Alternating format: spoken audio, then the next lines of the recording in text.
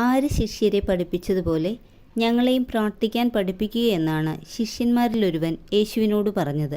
യോഹന്നാൻ: മക്കൾക്കു നല്ല ദാനങ്ങൾ നൽകാൻ ദുഷ്ടരായ നിങ്ങൾക്കറിയാമെങ്കിൽ സ്വർഗസ്ഥനായ പിതാവ് തന്നോട് ചോദിക്കുന്നവർക്ക് എത്രയധികമായി പരിശുദ്ധാത്മാവിനെ നൽകുകയില്ലെന്ന് പറഞ്ഞത് ശിഷ്യരെ എന്തിനെക്കുറിച്ച് ബോധ്യപ്പെടുത്താനാണ്?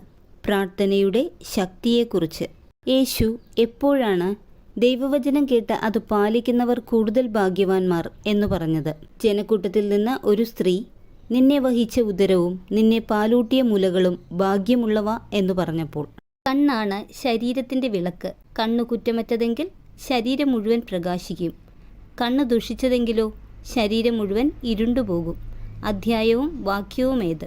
ലൂക്ക 11-ാം അധ്യായം 34-ാം വാക്യം. ബലിപീഠത്തിനും വിശുദ്ധ സ്ഥലത്തിനും മധ്യേ വെച്ച് കൊല്ലപ്പെട്ട പ്രവാചകൻ എന്ന് പറയുന്നത് ആരെയാണ്? സക്കറിയ പ്രവാചകൻ.